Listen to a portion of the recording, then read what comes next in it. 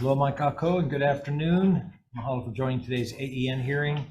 It's Wednesday, February 7th, 2024, and we're convened here in room 224 and video conferencing, which includes the audio and video of remote participants that's being streamed live on YouTube.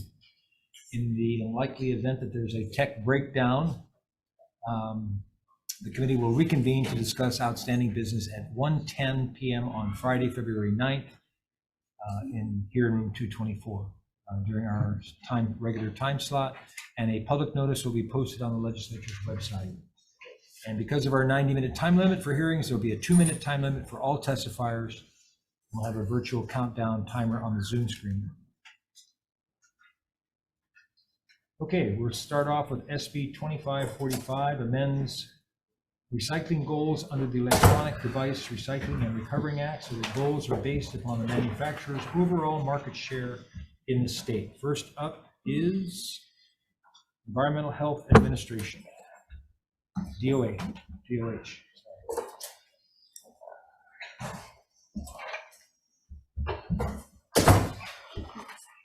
Hi, good afternoon, Chair Gabbard, Mr. Richards.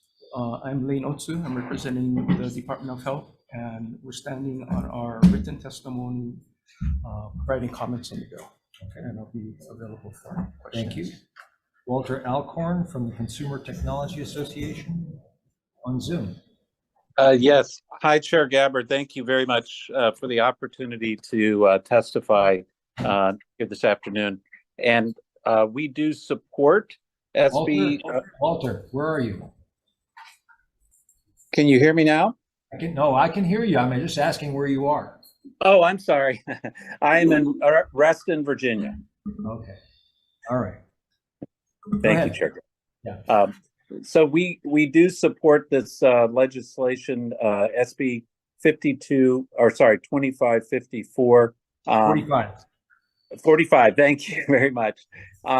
We do actually we support this. This is the same language that was introduced last session. We did hear from a number of stakeholders about the bill last year. And so we do have other language that is in my written testimony that we think is more of a win-win approach. That's Senate Bill 3264. And we would, while we would be great with 2545 moving forward, we think Senate Bill 3264 addresses the concerns we have about unreachable targets by putting an option in which would double the number of free drop-off locations, more than double, in Hawaii. So we would encourage the committee to consider that language as well. And happy to answer any questions. Great. And Walter, you'll be able to stick around in case there are any questions? Absolutely. Thank you, sir. Thank you very much. Next is Tina Yamaki from the Retail Merchants of Hawaii, also on Zoom. Is Tina there? Not present on Zoom, Chair. Okay, thank you. Christina Denny on Zoom. Good afternoon, Chair. My name is Christina Denny, and I'm a resident of Hilo, Hawaii. I strongly oppose Senate Bill 2545. This bill does decentivize the recycling of electronics. The goal for the share market says that it's going to be the amount of sales for televisions divided by all electronic devices. If we are trying to get electronic devices off of the island, then it doesn't make sense that we would just use the number of televisions sold. If manufacturers are concerned with making weight for their goals, taking standalone printers off doesn't quite make sense. They are very heavy, and there's a lot of them on the island. Without anywhere to recycle them, they would end up in a landfill. And it just doesn't make sense to take that weight off if manufacturers are concerned about not making their goals. Okay. So I do oppose, and I stand by my written testimony. Okay, thank you. I see that Tina, you're on now. You can go ahead. Yes, aloha. Sorry, I was having some technical difficulties. I am Tina Yamaki with the Retail Merchants of Hawaii, and we support the intent of this bill, but we like to suggest that the bill be amended to have the target goals based on market share and not pounds, as well as reducing the penalty fee and tiering it based on percentage of the market share, if that is the goal. Electronics over the years have been changing and has become much lighter. I mean, look at cell phones, look at televisions. And because devices are becoming lighter over time, it doesn't make sense to escalate recycling targets by weight. The penalty fee for $1.50 per pound is 3 times higher than that of any other state and has resulted in a significant increase in how much manufacturers are being charged to stand up collection sites. Additional costs and unavoidable penalties incurred with the current e-waste program will make electronics in Hawaii significantly more expensive to consumers.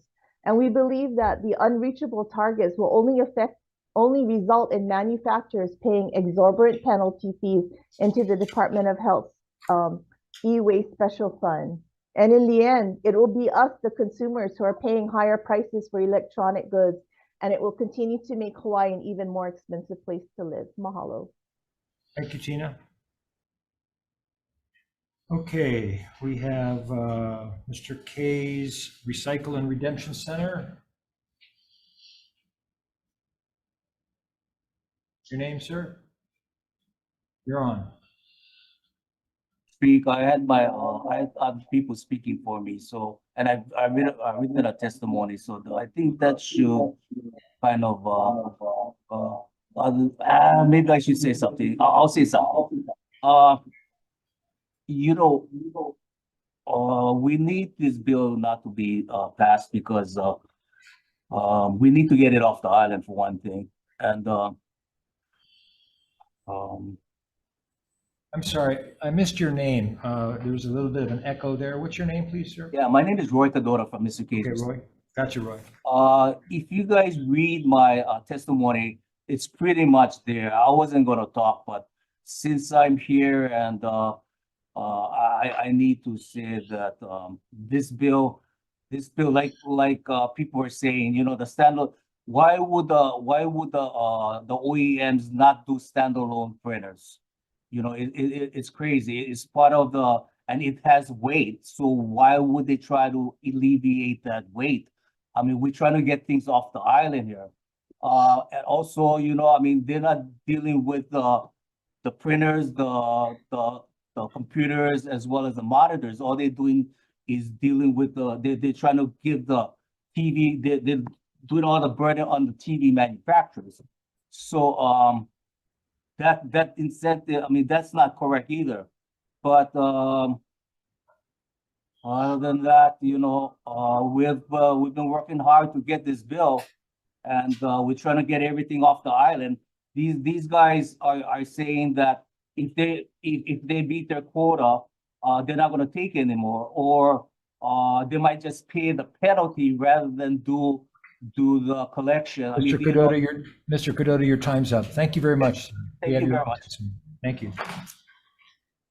Okay, anyone else wishing to testify on this measure? We have Claire Sia in opposition, Dale Kuomo'o opposed, Christopher Dean opposed, Michelle Mitsumori, Momi Nuuhiva, and Jim Scansella also opposed. Anyone else here that would like to testify? Okay, members' questions. I have a question for DOH. Are they still here? Yeah. And what was your name again, sir? I'm Leinotsu. So in your testimony, you were saying that you're requesting that the legislature provide your department time to assess the impacts of the amendments that were made back in 2022, correct? Yeah, that's correct. So what kind of time are you talking about? How much time do you need? Well, the results so the changes that were made to the program by the 2022 legislature took effect January of last year. So they've run a full year now.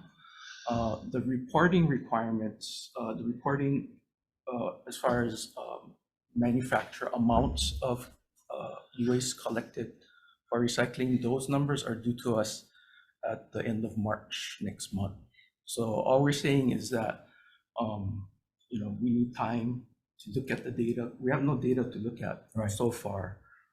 And, you know, that's not to say that we are open to discussions with industry on making adjustments to the program. It's just that it doesn't make sense to do it at this time. Right. Yeah. But do you have any ballpark time that you're looking at in terms, once the data comes in at March 31st, Mhm. how much time would you need to analyze the data? Well, I mean, I think we'd be ready to, you know, open to discussions with industry, you know, soon after that. Okay, So, Okay. you know, in preparation for next session, Okay. I suppose. all right. Thank you very much.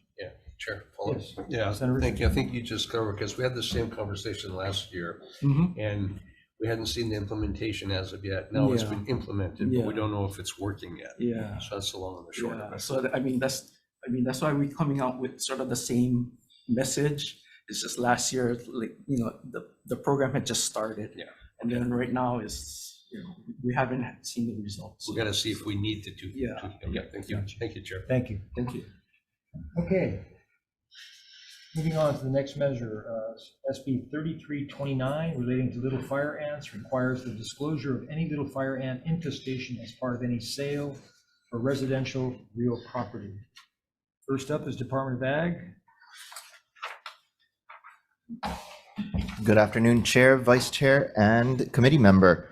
Dexter Kishida, Hawaii Department of Ag. We stand on our comments, though I would like to add one thing. I had a conversation recently with a very smart young woman that suggested maybe we need to study some of the unintended consequences of this measure, both for the property owners, but also things as suggested as a comment that will one of the unintended consequences be overuse of pesticides to then reduce the limit or amount of LFA on the property. I'll be around for questions. Thank you. Thank you. Next is Tim Lyons from the Hawaii Pest Control Association.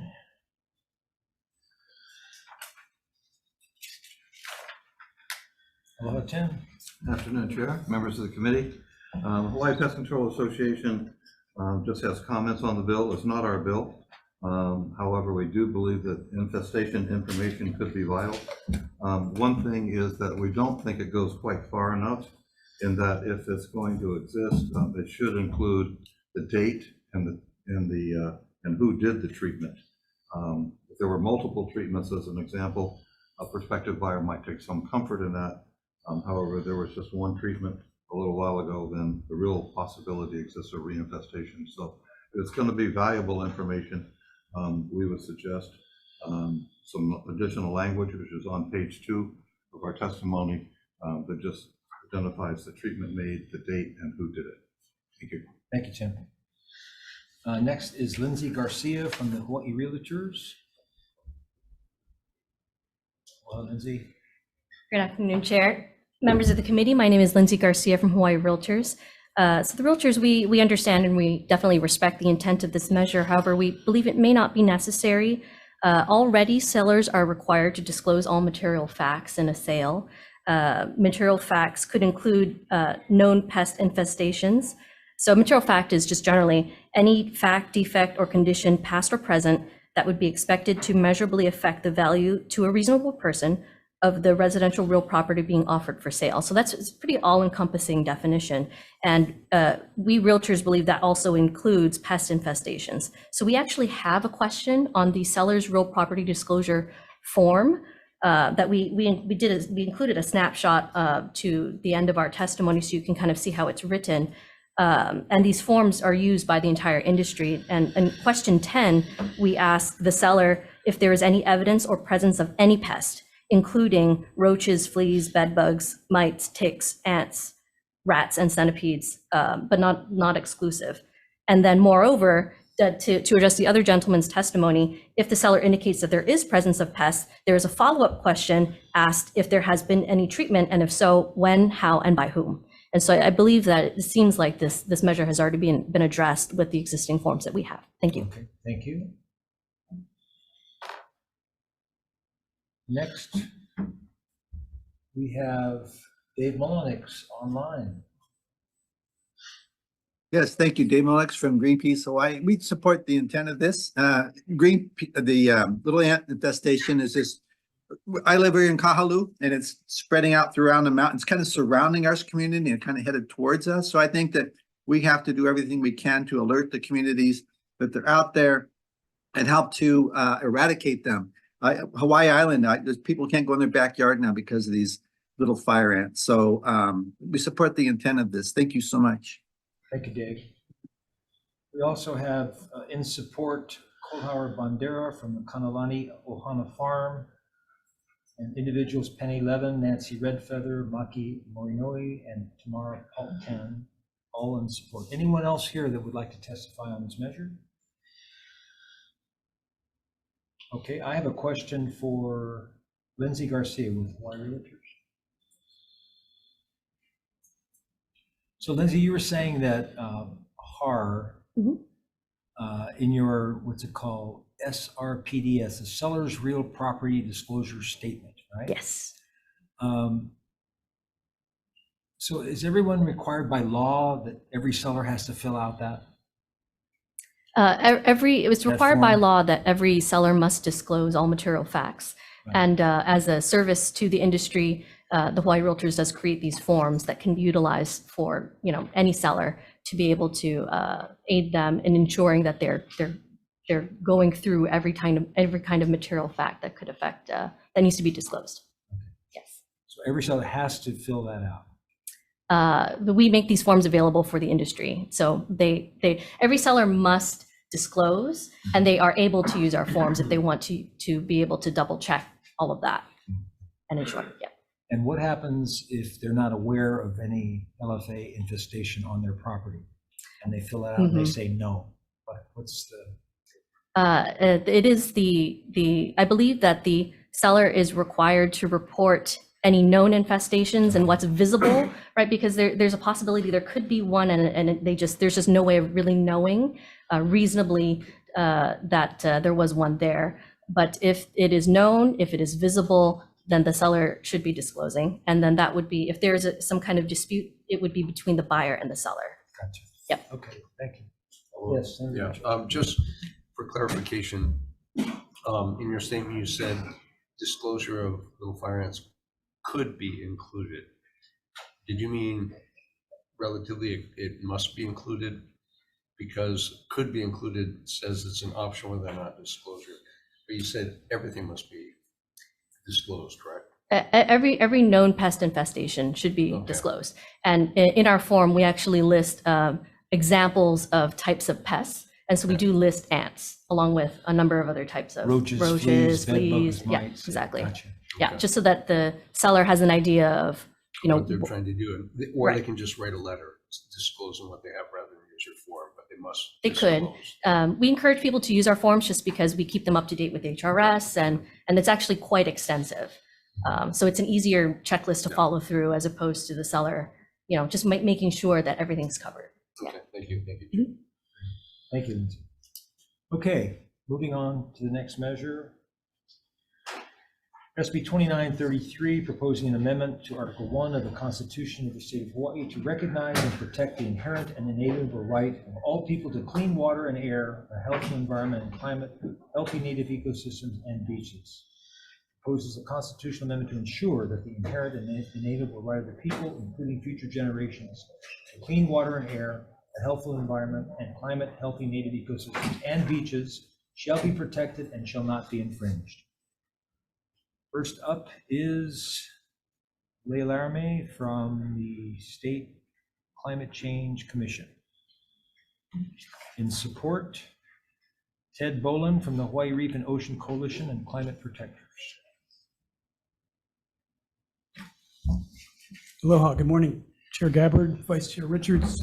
Afternoon now, Ted. Oh, yeah. Time flies when you're having fun. Too much going on. Yeah, I hear you. I'm testifying on behalf of the Hawaii Reef and Ocean Coalition and the Climate Protectors of Hawaii, who have a strong interest in this bill. The love of the land and the life of the land are fundamental in Hawaii to Native Hawaiian beliefs and to all our values. There is some protection in law. We do have a strong public trust doctrine, and therefore environmental rights are protected to some extent in the Constitution, Article 11. But it's not enough. because it's only as provided by law. And that means that if the laws aren't strong enough, or if the agency or court determinations are not strong enough, then the fundamental right, then the environmental right is not protected. In a time when we have had our drinking water poisoned by the Navy facility that was permitted, at a time when there are wildfires, stronger storms, rising seas, we need to have our environmental rights raised up to be on a par with other fundamental rights like speech, religious freedom, and due process. This bill would take a step along the way. It would propose a constitutional amendment to be put to a vote of the people, and only if the people voted for it would the Constitution be amended. I greatly appreciate this committee's willingness to hear this bill. I urge you to pass it, and I thank you for the opportunity to testify. Thank you very much, Ted. Next is Recycle Hawaii, Clean the Pacific. Online. Is that you? Hello. Yes, I'm Christopher Dean, president of Recycle Hawaii and founder of Clean the Pacific, and I strongly support this bill. I'm actually surprised that it isn't already a part of our Constitution, since what could be more important than protecting the environment and nature? You can liken it to your own personal health. If you are sick, well, everything else in your life comes to a grinding halt. You're unable to do anything, and everything suffers, and you can't solve any problems. So protecting the environment should be the #1 top priority of everybody's agenda, because if the environment is sick, then we can't function. The economy goes down, the standard of living goes down, everything collapses. So this definitely should be enshrined in our Constitution. And I thank you for your time, and I stand on my written testimony. Thank you, Christopher. Next is Dave Mullenix from Greenpeace. Thank you so much, Senator Gabbard, Dave Mullenix here from Greenpeace, Senator Richards, and Senator Rhodes. I just want to thank you folks in your committee. You guys are protecting our environment. We're in a climate crisis, and all your hard work is greatly appreciated. So some have expressed concerns that the Hawaii Green Amendment might spur frivolous lawsuits. Such concerns are unsupported by the laws or the facts. There hasn't been a proliferation of inappropriate litigation relying on constitutional environmental rights in the 3 states where communities already enjoy Green Amendment protections. Rather, the lawsuits brought have been reasonable and have helped protect air, water, soil, human health, and support the proper interpretation of environmental laws passed by the state governments. The Green Amendment enforced in Pennsylvania, Montana, and New York have not only been relied upon by communities to secure their environmental protections, but also have been used by state regulatory agencies, attorney generals, and local government bodies to protect their own environmental authority and their ability to pursue environmental protections. In fact, there is no litigation that has been dismissed as frivolous because of a Green Amendment claim. Most often, the Green Amendment protections have been brought forth to help government officials and the courts properly interpret, apply, and enforce environmental law regulations that are already on the books, as opposed to being freestanding challenges to government overreach. So we highly support this, and there really is no reason not to support it. We have a right to a gun, but we don't have a right to a clean environment. So I think this is really important. And thank you so much. I hope I didn't go on too long. Thank you. Next is Sherry Pollock from 350 Hawaii and also 16 other organizations. Sherry? Okay, can you hear me? Yes. Okay, wonderful. Well, I want to thank you, Chair, Vice Chair, and Senator Rhodes for hearing this measure today, for being here today. I think all the other testifiers were so eloquent. There's really nothing more to say. I should identify myself as Sherry Pollock. I'm with 350 Hawaii, and I am representing 350 as well as 16 other organizations, all in full and strong support of the Green Amendment. And we know that we need clean air, we need clean water, we need a healthful environment, a healthful climate. We know we need all these things, but if we don't have it in the Bill of Rights, we really don't have the right to those things. And so that's why it's so important to pass this Green Amendment. And I just want to thank you so much for hearing this measure and for all the things that are going to help promote a sustainable future for current and future generations. So mahalo. Thank you, Sherry. Okay, and we have a total of 26 in support and 0 opposed. Anyone here in-house that would like to testify on this measure? Yes, Chair. Please. Chair Gabbard, Vice Chair, member of the committee, Hapa Fern Holland for the record, testifying in support of this measure as well. Didn't get a chance to submit written testimony, but just wanted to put that on the record. Thank you, Fern. Anyone else? Members' questions?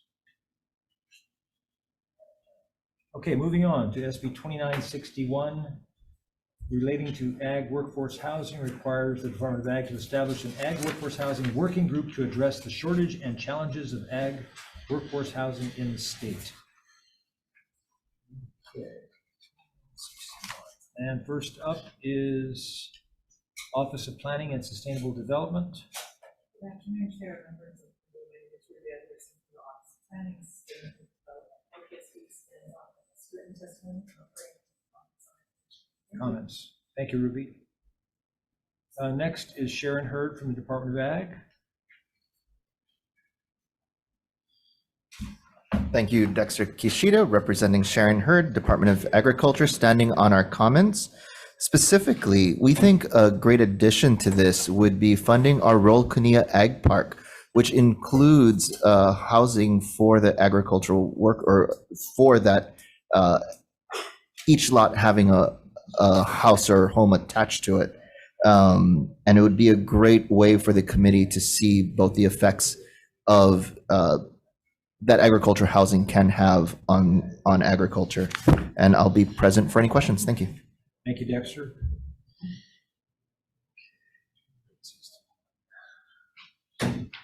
Brian Miyamoto from the Hawai'i Farm Bureau is in support. Wendy Gady from Agribusiness Development Corporation, ADC, is in support, as is Kolhauer Bandera from Kamalani Ohana Farm in support. Anyone else wishing to testify on SB 2961? Please. Chair, Vice Chair, Committee Member Hunter Hevelin here on behalf of Hawaii Farmers Union. We'll stand on our tardy testimony in support of this measure and look forward to participating in the pursuit of addressing the shortage in agricultural workforce housing. Thank you, Hunter. Anyone else? Members' questions? Department of Ag. Aloha, committee. Hang on one sec. Sorry Yeah. for jumping in. I just want to offer some context. My name is Autumn Ness from Beyond Pesticides. Senator, you may remember a few years ago, a bill like this was presented. I believe it was your bill asking the Department of Planning to put together a task force on agricultural workforce housing. And that bill passed, it was a resolution, passed unanimously in the Senate. And the crux of that bill that really gathered the widespread support of people from across the state was we asked them to specifically look into not just workforce housing for agriculture workers, but to look at a separate designation for non-permanent housing, because there are a lot of really rural areas that housing is needed for the workforce, but the standard definition of like a house on foundation tapped into all of the major infrastructure doesn't make sense. So I can resend you that language if there's an appetite for the committee to insert that in here, because we found that if you don't specifically say, please also look into non-permanent housing solutions, it's not even part of the conversation. Sure. Appreciate you sending that along, Anna. Thank you. Sure. I'll do that right after this committee. Great, thanks. Okay, any questions, members?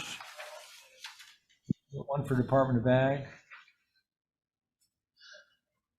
So you were saying in your testimony that you need some money to do this. What appropriation are you looking at? Apologies, Senator. I will have to get back to you on the exact amount that I'll take to convene. Okay.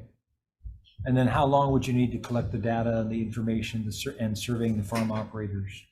Final report by the 2026, 20 days before the 2026 legislature should be sufficient. Great. Thank you. Okay, thank you, Dexter.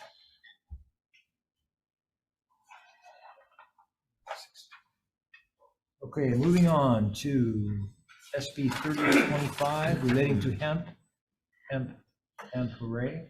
Repeals the requirement for additional rules by the Department of Ag to address nuisance issues, including smell, noise, and excessive lighting arising out of the activities of hemp growers.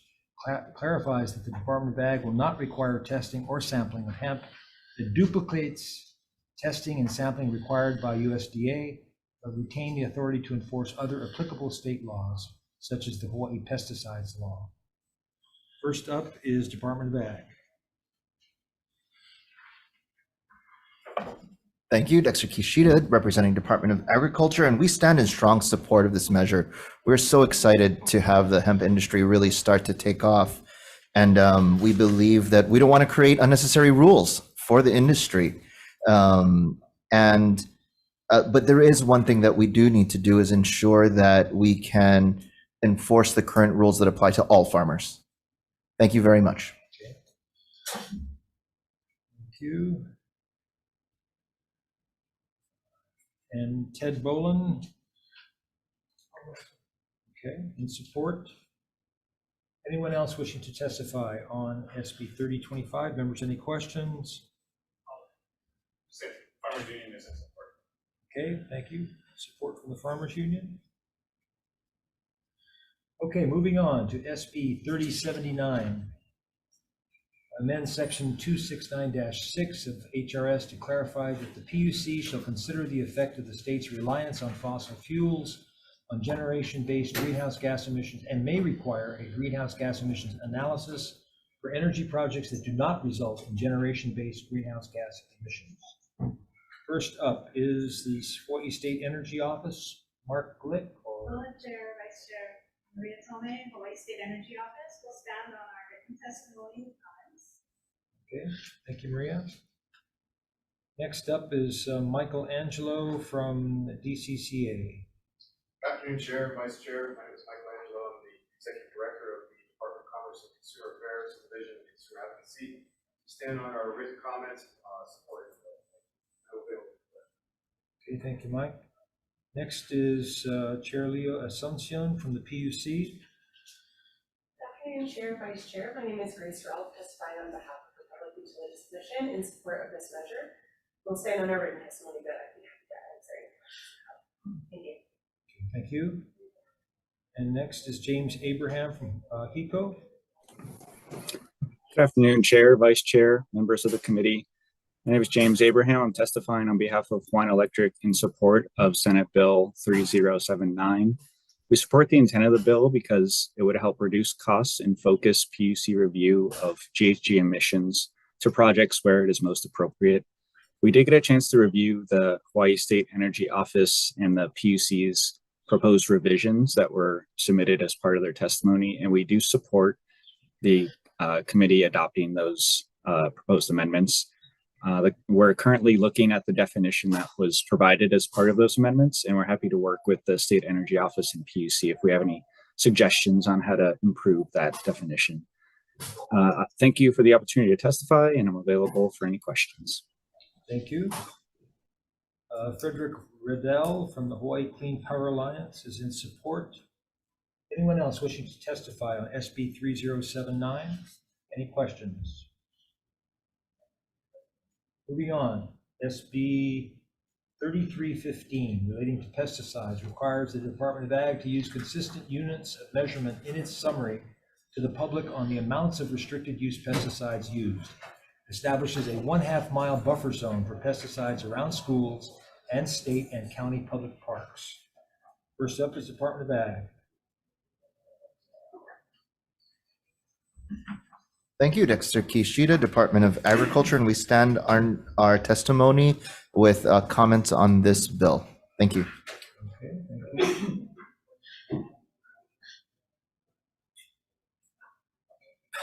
Next is Brian Miyamoto from Hawaii Farm Bureau. Brian's not here in opposition. Fern Holland from HAPA. Thank you, Chair, Vice Chair. I am representing HOPA, as you said, Fern Holland. I put in a 7-page testimony to this bill, and I don't want to go through all that again.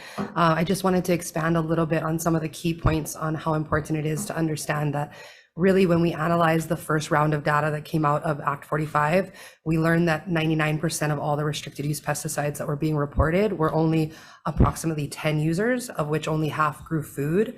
So these are restricted use pesticides that we're asking you to really protect the most sensitive communities in Hawaii. Those that are most exposed to this use is only happening in a handful of areas, and it's only happening where we're most concerned about exposure around schools and parks in certain communities: West Side Kauai, Central Oahu, Molokai, and some areas in Maui. But realistically, it's a very small amount compared to the over 7,000 farmers that we have throughout Hawaii.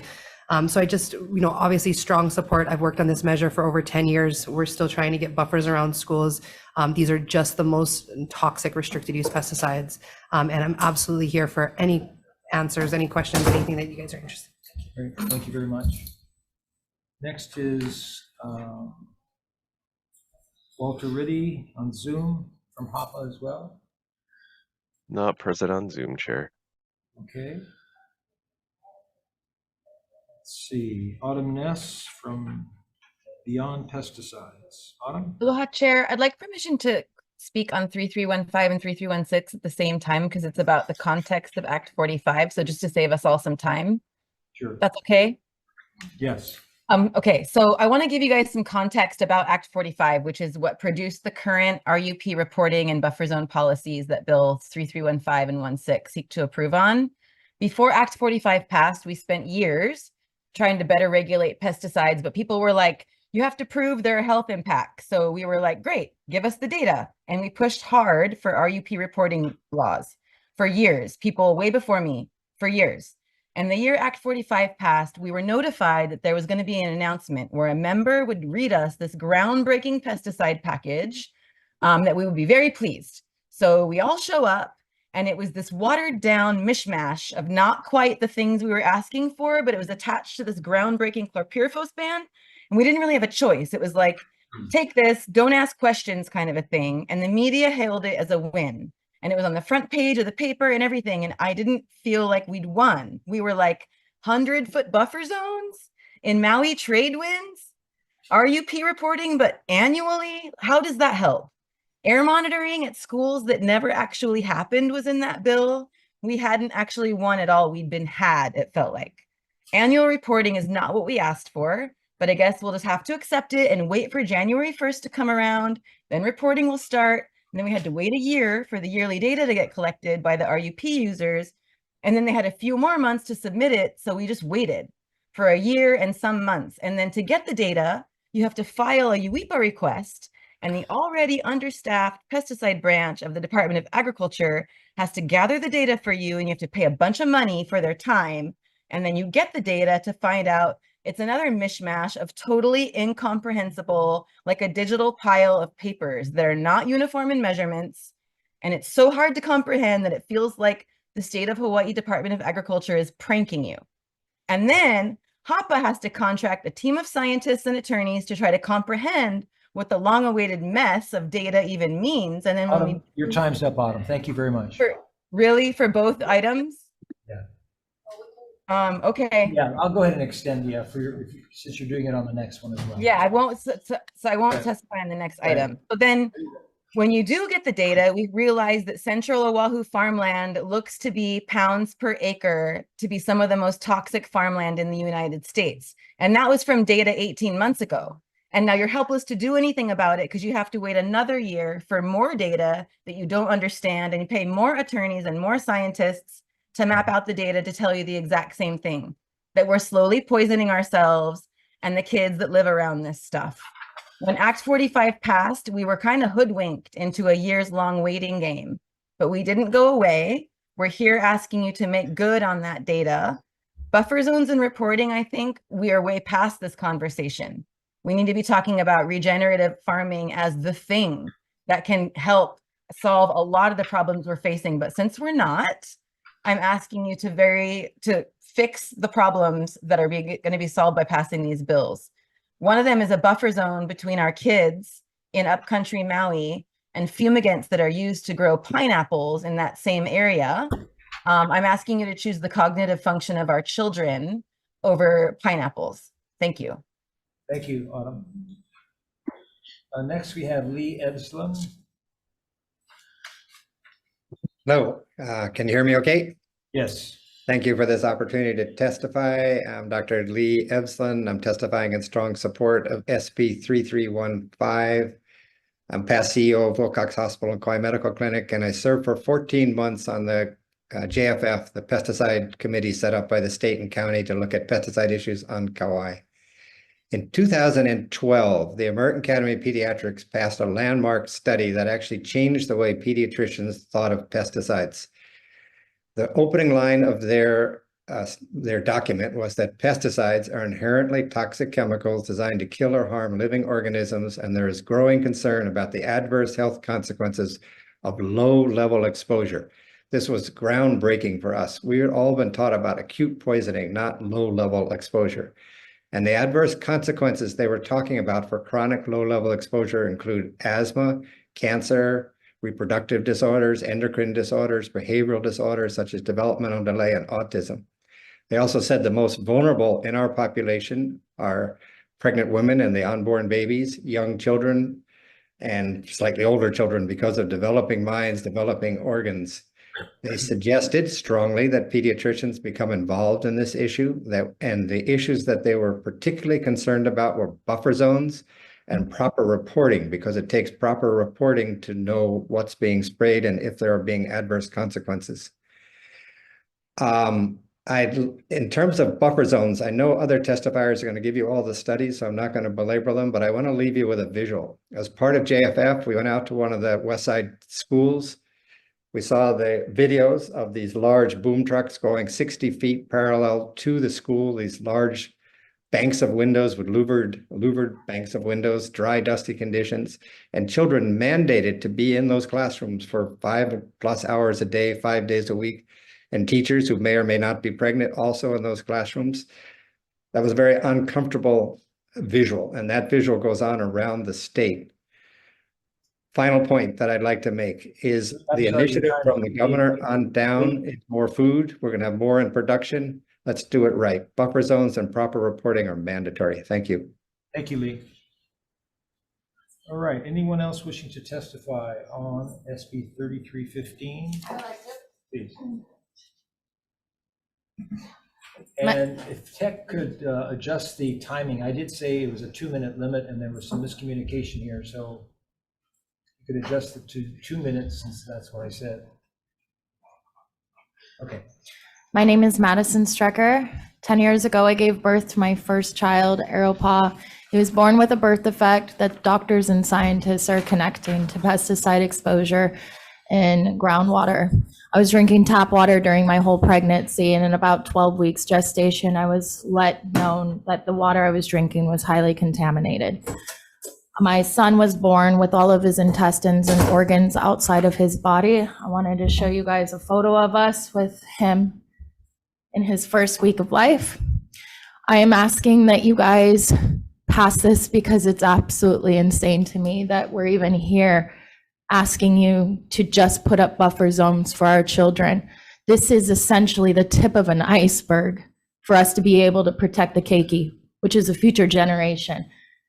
And I'm here to let you know that my son is a survivor. He had 9 surgeries, a 4-month NICU stay. He was fed through a tube for a year, but he survived. I am part of a gastroschisis community where babies are dying every day from this birth defect. And on the island of Kauai where I live, a gastroschisis baby was born 4 months after my son. This is a rare birth defect that should be 1 in 10,000 babies, yet my neighbor had a gastroschisis baby 4 months after. So this is a problem in the environment, and I am begging you, if you're not going to consider removing pesticides and all, like at least let's put up buffer zones, not only for the schools, but what about the hospitals? What about the mothers? What about all the families on Kauai? Thank you so much for your time. What was your name again, please? My name is Madison Strecker. Spell your last name, please. Strecker. Thank you. Thank you, Madison. Thank you for your time.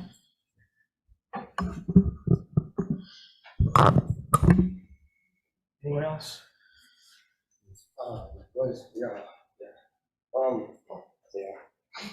My name is Chadri Kiolapa, Black Hawai'i. I'm Madison's fiance, and I came in support of. I'm talking about both bills, so I didn't think I'd get like this again, but I guess I'm just trying to hear this, just really give you guys an image of what it's like to endure something like that. Being born and raised on the island of Kauai, having my first child, and being told he has a condition called gastroschisis, didn't know what it was, and then all of a sudden the nurse tells me, you might want to Google it and look it up. These images, horrible, right? It's supposed to be your happiest day, turns into your worst day. And it's just that, what's so big? Like, you guys, when I looked it up, the company that makes the poison, the pesticide, they ban it in their own country. It's like, what is that? What does that say? And then it's poisonous. It's poison. It kills things. So why are we even discussing this? This is kind of a joke like that. Wouldn't you want your neighbor not to spray poison next to you, or at least tell you when he's gonna spray it? If it's gonna kill, you get kids running around. The fact that we're talking about buffer zones for schools and parks is just like, how about Hawaii? If you guys gonna let them spray poison in Hawaii, at least protect them. Tell us when they're gonna spray them. It's like when you see this happen to your own son, people, they kind of turn their heads, but when it hits home and you see your own son born with his intestines outside, and then you're in the NICU for 4 months. If you're not crying for your baby, you're crying for the one right next to it. And I barely made it through our relationship because of depression, addiction, all these things that led because of something that could have probably been prevented, And I drank the water my whole life. I never thought nothing of it.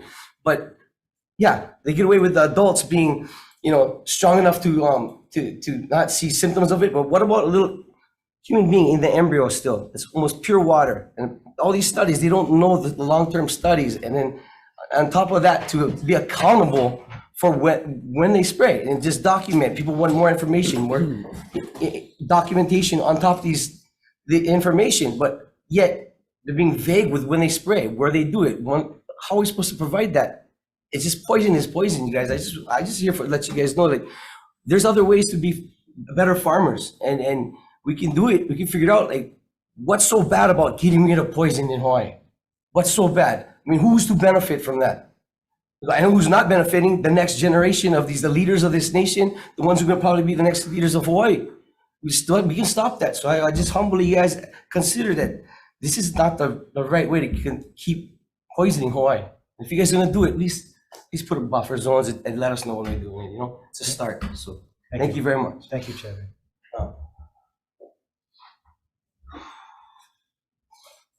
Anyone else?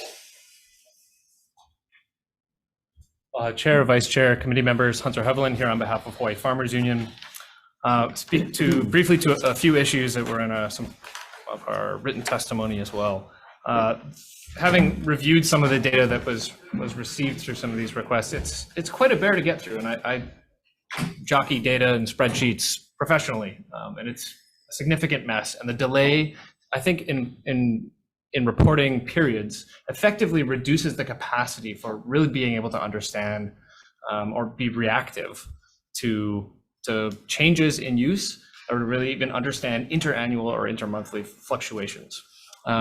Furthermore, I would say that the buffer zone expansion really is focused on critical areas, public parks, public schools that we know are outdoor, often have outdoor experiences, and that by ensuring the protection in those realms, I think we also can serve to protect the agricultural industry itself by reducing the rightful frustration that many communities have had around the use of these restricted use pesticides in and around them. And so by implementing reasonable buffers, we can further protect the industry as well. Thank you very much. Thank you, Hunter. Anyone else?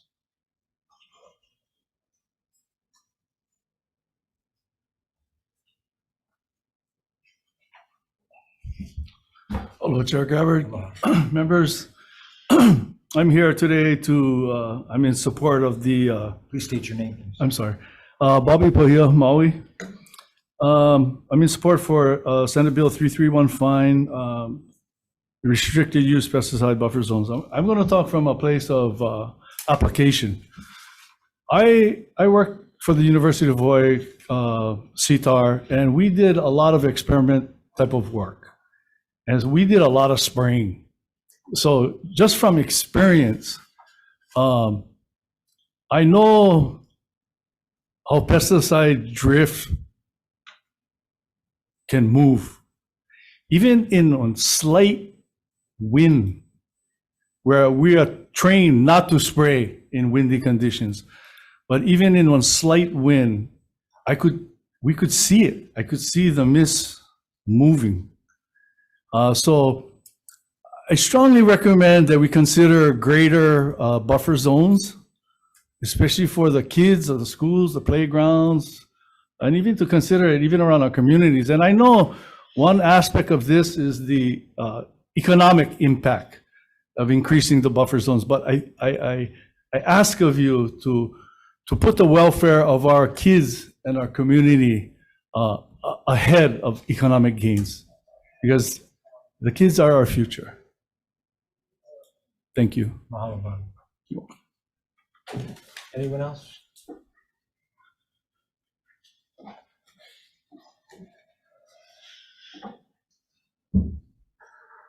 Hello, Chair, members.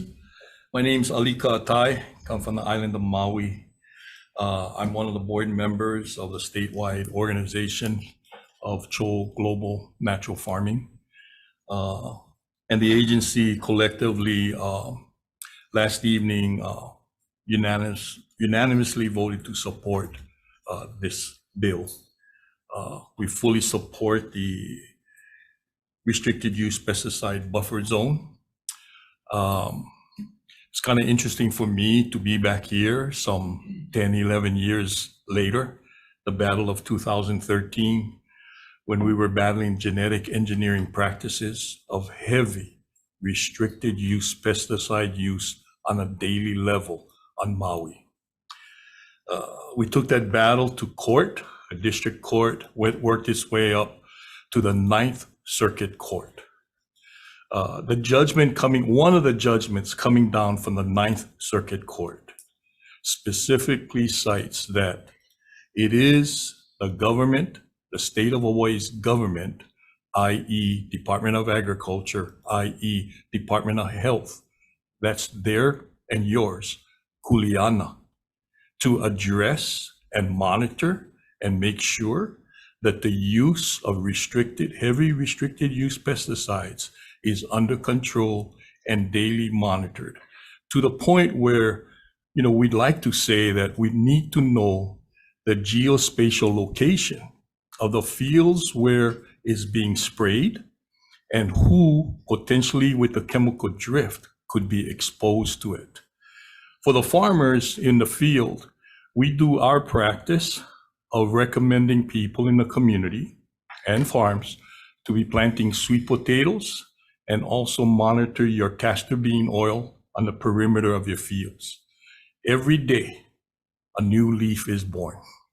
Every day, the Department of Ag, Department of Health, and the local community could take a sample of that leaf and we can know what chemical was used the night before.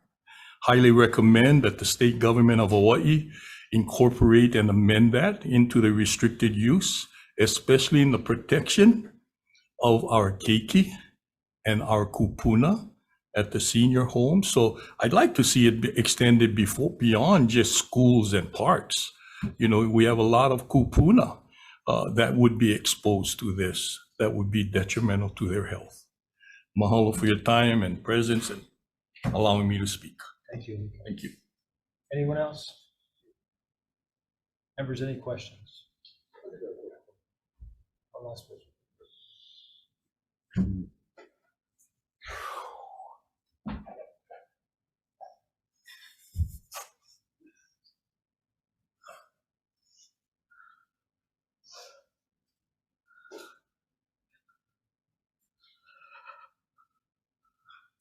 hearing that State your name, please.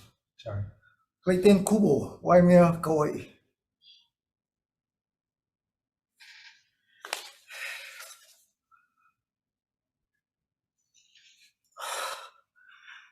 Yes, I am from the town of Waimea. That many years went against one seed company. You know, I don't like reiterate that kind of stuff. It's like, I understand what the family is saying to the maximum. It's like we come in over here for buffer zones. How is that possible? You know, they spraying stuff that is designed to kill. It's end with sides. And I don't know how can we continue to beg for meaningful legislation. You know, I just cannot understand this area. It's like, wow, unbelievable, unbelievable. You know, restricted use pesticides, they kill. Okay. They was invading my house for 16, 17 years. They was invading my house. And why is it that we gotta prove that what they're doing is wrong? We're not the guys that is using the stuff. We just concerned citizens that the stuff is coming in our homes, and even in my truck. How many times driving alongside the road, the thing invade my truck, the spray. I see the sprayer spraying. And they still like say, no, Clayton, wasn't us. The label is the law. We following the label. Many times. It's like I cannot understand why we gotta come here and beg just for the concerns of our health. And yes, I understand that this only around schools and parks, but I don't think that's enough, because you figure how much hours the kids stay in the school? 6 hours around, okay? What about the 18 hours that is left? And that's the thing, you know, coming over here and continuing to beg is like, you know what, maybe I should just give it up already. But in the end, you know, I got to look at my son, which was living in the home that I still live in. Now I get one grandkid from him. And you know what? The boy, my grandson, he has some speech delays. So, in the end, thank you very much for letting me testify. Again, Clayton Kubo, Waimea, Kauai. Thank you, Clayton.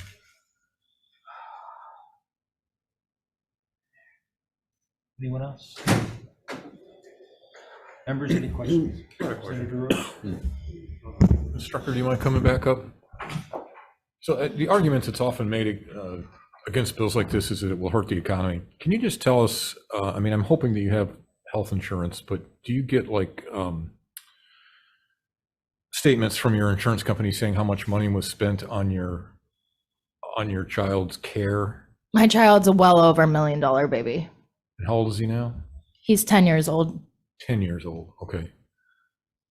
All right. So I guess my point is it wouldn't take, the economics of it don't really work out just the economics, beside the human cost, the economics of it don't work out very well if there's very many babies like this. So that was my question. That's my absolutely. question. And that's it. Thank you so much. Thanks for being here. And I'm so sorry that that happened to you. Thank you. Child. Thank you. Thank you. Anyone else? So there were 86 in support of the bill, 2 opposed, and 2 submitted comments. Moving on to SB 3316, requiring monthly rather than annual reporting of restricted use pesticides, amends the contents of of reports to include specific geospatial data and information, site information, and increased detail on the amount of RUPs used. Requires Department of Ag to develop an online reporting tool for RUPs. First up is Department of Ag.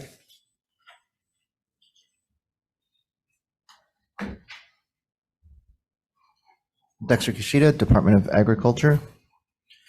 I want to add on to some of the comments that we made, the written comments, that really please equip us as a department, equip UH as a research institution to help our farmers be able to reduce the pesticide usage that they're doing currently by training new practices, using more modern methods, as well as helping us to enforce what we've statutorily been given to do, as well as educate. My pesticide branch is seeking to expand the education side to show farmers and other pesticide applicators how to better use or not use at all some of our pesticides. But we stand on our comments, and thank you very much. I'll be here for questions. Thank you, Dexter. Autumn Ness from Beyond Pesticides. She already went. Tim Lyons, Hawaii Pest Control Association.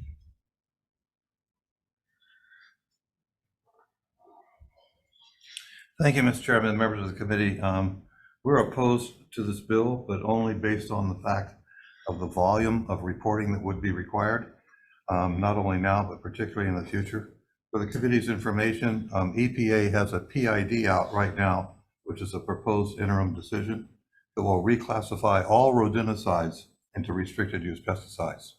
So a typical pest control operator might make 8-9 applications a day, times 86 pest control operators, and all that information would have to go in. We also don't think that we're really part of the target group for this bill in the original instance.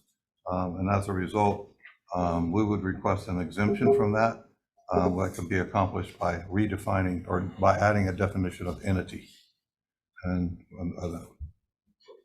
Thank you, Tim. Next is Brian Miyamoto from Hawaii Farm Bureau. Also opposed. Hunter Hevelin, Hawaii Farmers Union.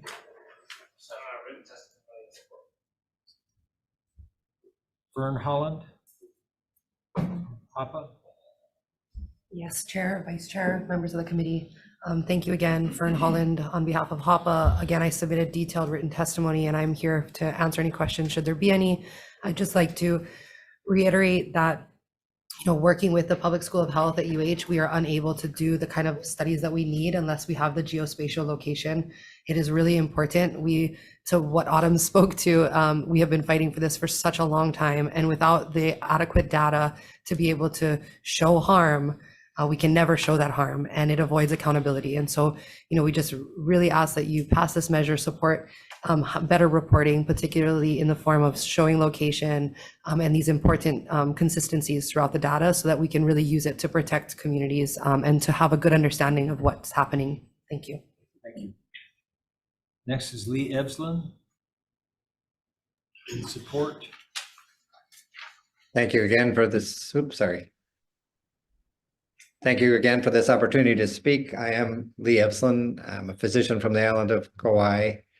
I won't repeat the notions of the study from the American Academy of Pediatrics about chronic usage, but the studies that led up to this understanding of what chronic low-level usage did, many of them have come from California, and they have come because of their ability to report on such a detailed level what's being sprayed where and then where people live.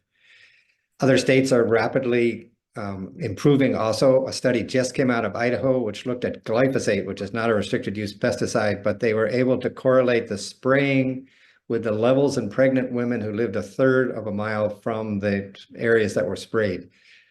You only can get that kind of detail and that kind of important information by having this kind of detailed reporting.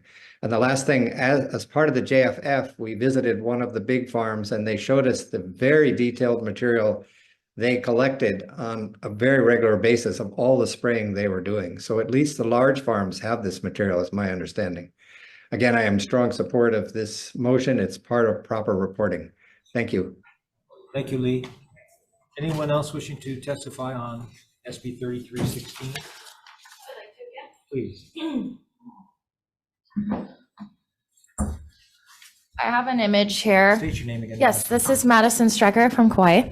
I have an image here that shows concentrated areas of agriculture land that sprays pesticides with clusters of gastroschisis babies being born. This is in California. And I want to urge you guys to pass this bill because, you know, I think about the small island of Kauai and, you know, recording this data being, you know, difficult.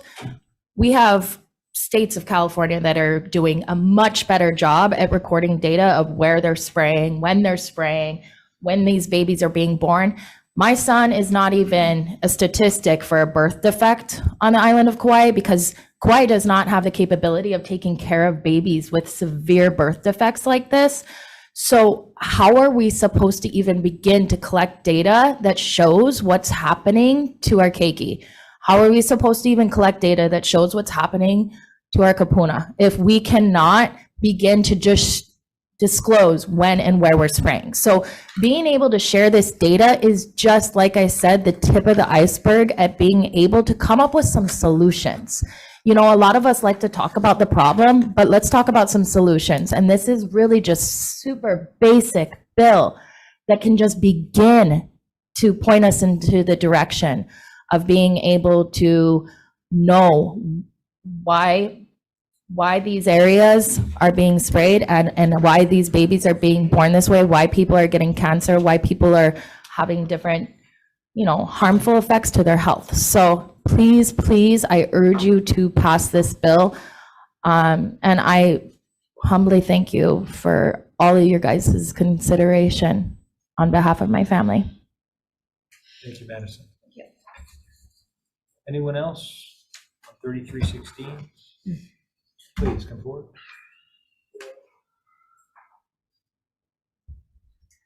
Aloha, Senators. It's good to see all of you. My name is Dyson Chi. I'm 21 years old and I'm a resident of Ala Moana. I did not submit written testimony in advance. I do apologize for that. But I would just like to emphasize the points that were made earlier in support of this measure, that if we are to take on this issue, it's really critical that we have the data to base basically the need to have more tighter control over our pesticides use, because this is something that affects kids and families. And as a young person myself, this is something that I worry about. If I have kids, are they going to be subjected to these same problems? Am I going to have to pay my way to keep them alive and healthy? And it's a concern that I have as a hopeful future parent.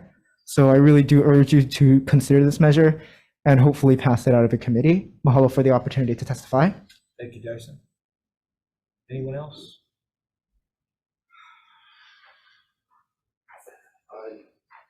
Chadwick Kiolapa, I just want to say one more thing. Didn't really want to speak on both bills, but just simple. It's like, if this was your own kid or your own family member, how would you guys feel? How would you feel? That's it. Thank you. Thank you. Anyone else?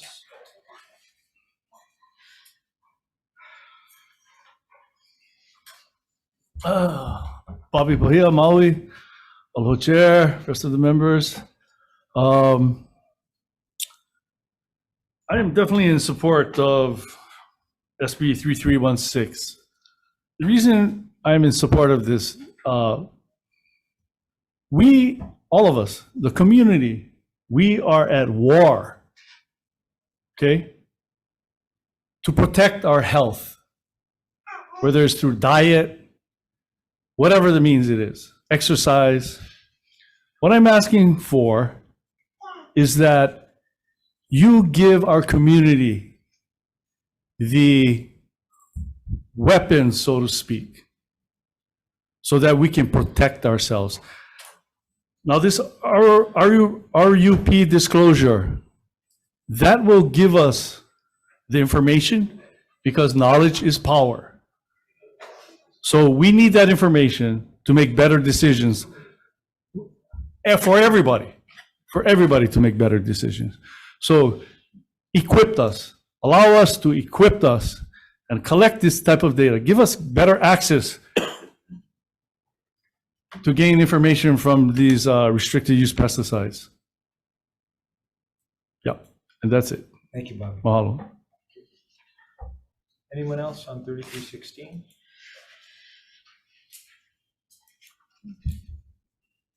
Thank you, Chair. Aloha, members. My name is Alika Atai, come from the island of Maui.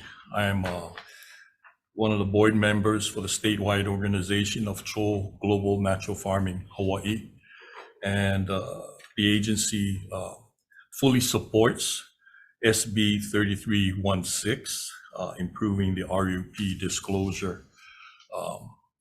We're a statewide organization of natural farmers and gardeners concerned on the production of good, healthy food and medicine.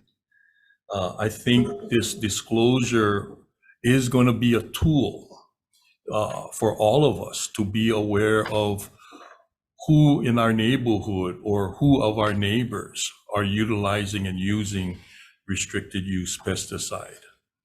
As I mentioned earlier, the judgment from the Ninth Circuit Court, one of the decisions was to clearly state that it is the state of Hawaii government, i.e. the Department of Ag, Department of Health's kuleana, to look after and monitor the use of restricted use pesticide. And that kuleana is to address looking after the health, safety, and welfare of the members of this state. And so by passing this SB 3316, this would be an additional tool that will help the Department of Agriculture in positioning and knowing where the locations are, geospatial location of the applications of this restricted use pesticide. And it will give their field workers that opportunity of going directly and testing and monitoring so that no violations of the practice of spraying restricted use pesticides is done. So strongly consider supporting this measure. Thank you. Thank you. Anyone else? Members? Wait, one.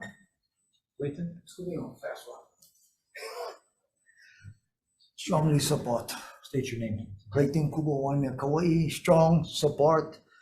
As Alika said, it's just another tool. The company is always saying that it's just another tool in a tool shed. Okay, well, this is just another tool for me and my family and the ones that is concerned about these poisons, pesticide, insecticide, herbicide, and fungicide that are being sprayed. All for you guys' time. Thank you, Clinton. Members with any questions? All right, moving on. SB 3365 relating to plant care components requires the Department of Ag to certify treatments performed on soil, dirt, wood chips, compost, and filter socks. Authorize the department to establish fees, places certain restrictions on the distribution and transportation of plant care components without prior treatment certification from the department. Department of Ag. Thank you, Chair, Vice Chair, committee members.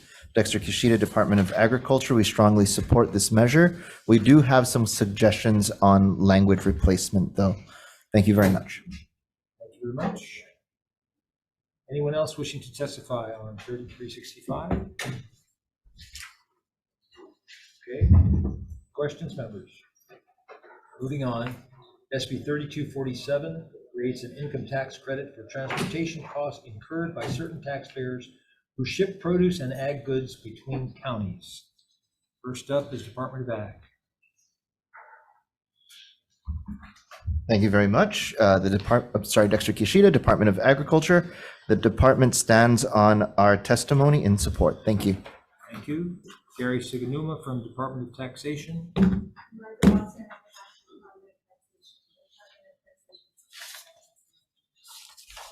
Thank you. And your name again?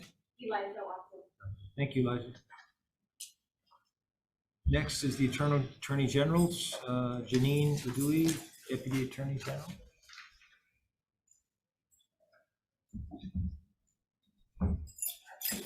Good afternoon, Chair Gabbard, Vice Chair Richards, and members of the committee. The department has. Please state your name. Oh, I apologize. My name is Janine Udui. I'm a Deputy Attorney General testifying today on behalf of the department.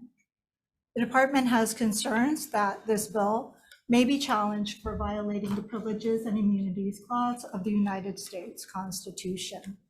With respect to taxes, the Privileges and Immunities Clause prohibits a state from imposing a higher tax rate or denying certain deductions or exemptions to non-resident taxpayers unless there is a substantial reason for the difference in treatment and if there is a substantial relationship between the difference in treatment and the state's objectives.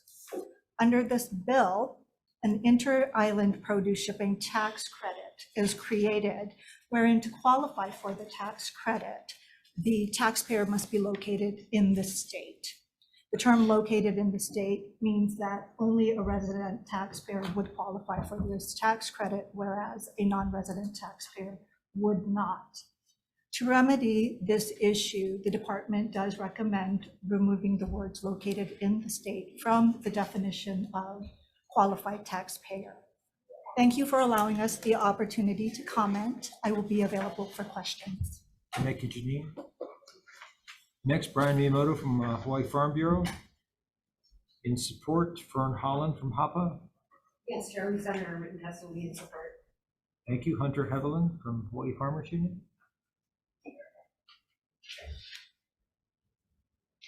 Chair, Vice Chair, members of the committee, Hunter Hevelin on behalf of the Hawaii Farmers Union. We stand in strong support of this measure as an important opportunity to reduce the costs of producers accessing markets across the islands. I would say that Hawaii is certainly distinct in comparison to all other states in that we are an island, we are composed solely of islands. And so if there are measures that need to ensure that we don't get in the way of some federal rules, we're also in support of that.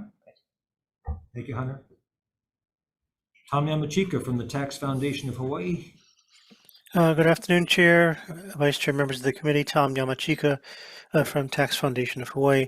We have submitted written comments. We did want to comment on the constitutional analysis that was, made by the Attorney General's Department. We think that the proper analysis should be under the Commerce Clause and not the Privileges and Immunities Clause, because the Privileges and Immunities Clause doesn't apply to entities.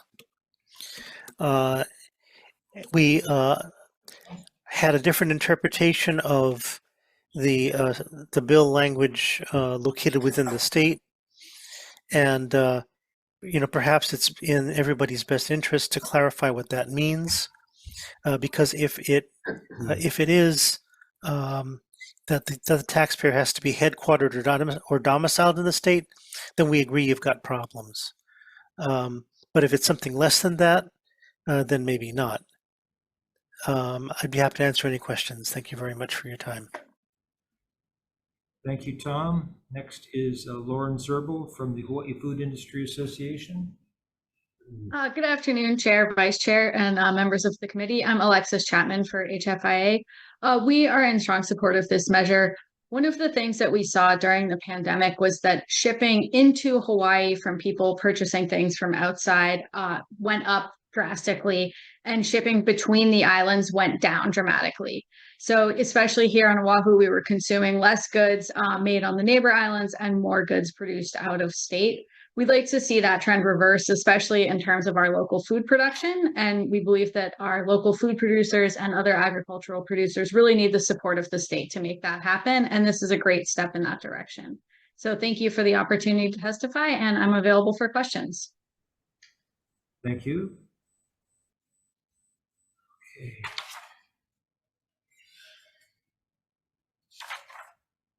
Anyone else here or online that would like to testify on this measure?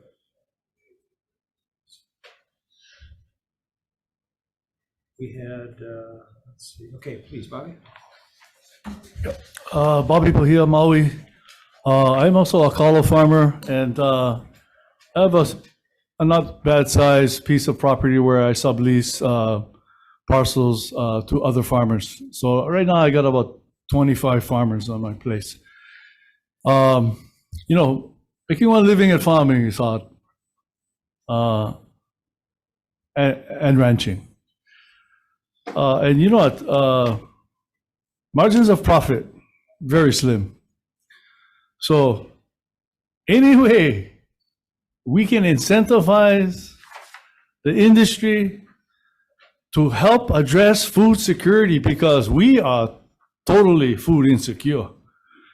So anything that you guys can do to help the farmer, the rancher, all the guys produce food, to help us stay in business, help farmers keep farming, help ranchers keep ranching.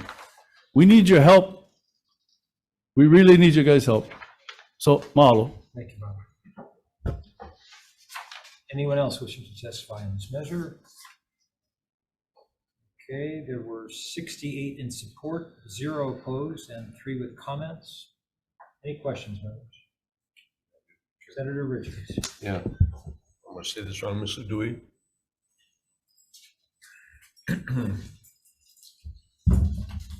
Yes.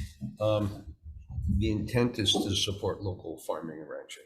Yes. I do appreciate the acknowledgement of ranching is farming too.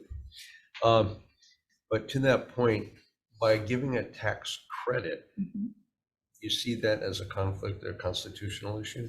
Yes, because if a non-resident taxpayer doesn't get the tax credit, they don't get to deduct that from the income tax that they're paying. So they would be subjected basically to paying higher tax. So if we were to change the verbiage that said for products grown within the state? That may, depending on how it's phrased, open up other constitutional issues.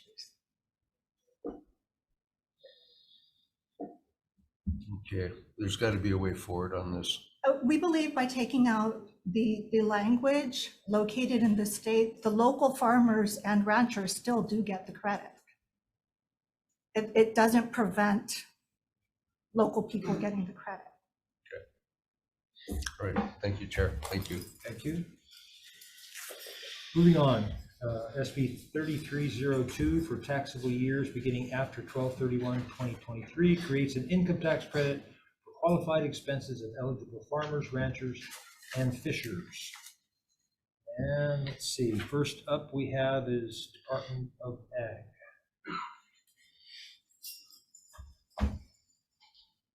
Aloha, Dexter Kishida, Hawaii Department of Agriculture. And we do stand in support of this measure as the other. And I'd like to add to our comments that we're more than willing to look at other creative means to help support our farmers. For example, maybe the department needs an electric seaplane to help transport product back and forth between the islands if a tax credit is not doable to assist in transportation. For this bill, maybe there's other ways if there are some constitutional issues, and we're more than willing to discuss. Thank you. Thank you, Dexter. Next is Gary Suganuma from Department of Taxation.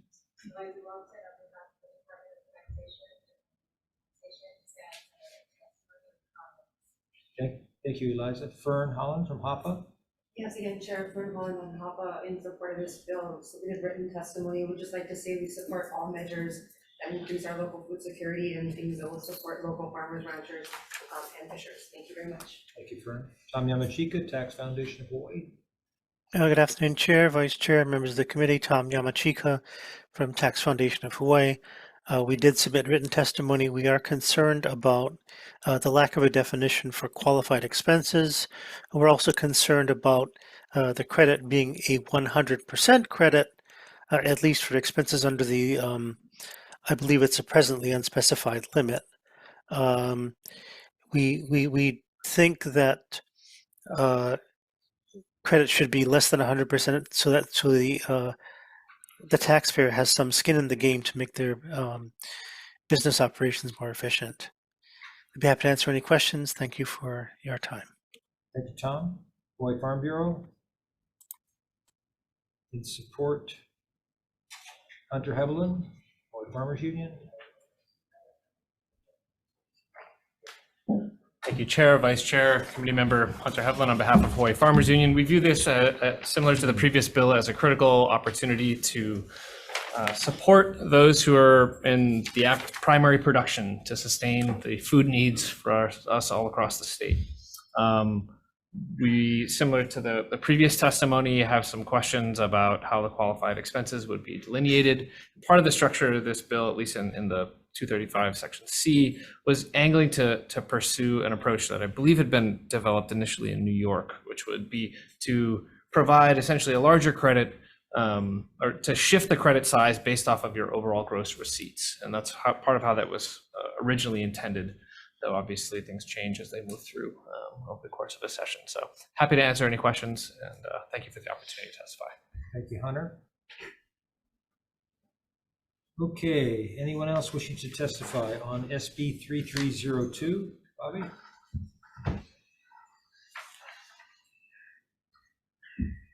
Bobby Pahia, Maui, thank you for your patience with me.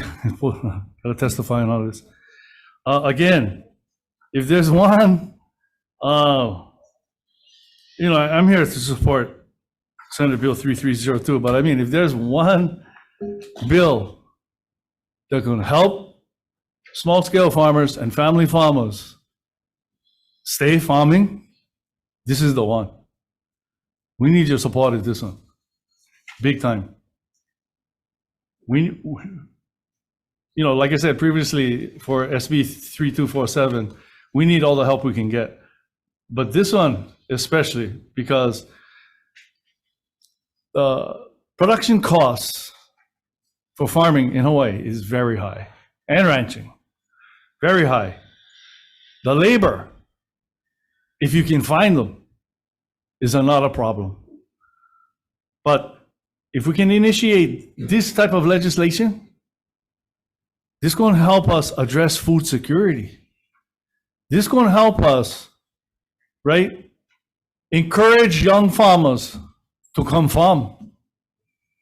Because right now it looks pretty bleak.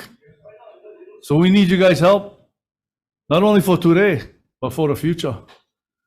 That's all. Mahalo. Thank you, Bob. Okay, anyone else wishing to testify on SB 3302? Yes. A clarifying comment. For clarity's sake, I was actually referring to erroneously. So a previous version of this bill made it to conference last year, which was HB 612, that I believe a number of the comments from a variety of testifiers had come to address over the course of the previous session. So in the consideration of amendments, I would direct keen eyes to HB 612 from 2023. Okay, thank you, Hunter. Members, any questions? All right, moving on to the last measure on the 1 o'clock agenda for today, SB 2814, directs the Department of Ag in collaboration with ADC and the counties to conduct a water infrastructure study for the state. And let's see, we have first up is Department of Ag. Dexter Kishida, Hawaii Department of Agriculture. The department stands in our comments and concerns. One concern definitely is short delivery timeframe of the report. We state about 24 months from the time that the money is delivered will be needed for a significant study like this, as well as the cost of the report will be very significant. Thank you very much. Thank you. Next is Ryan Kanakaole from DLNR.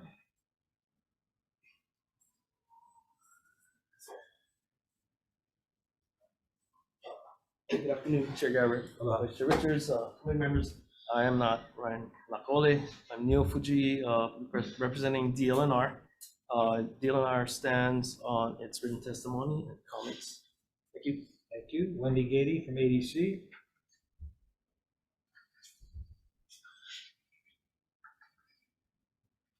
Good afternoon, Chair, Vice Chair, members of the committee. I'm Wendy Gady with Agribusiness Development Corp., and we stand in strong support of this bill and in our written testimony.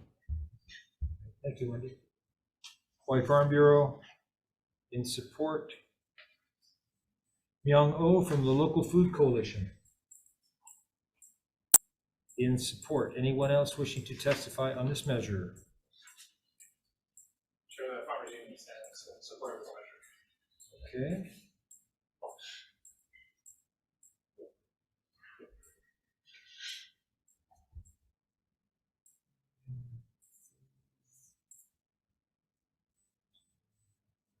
So we had 4 in support, none in opposition, and 3 comments. Members, are there any questions?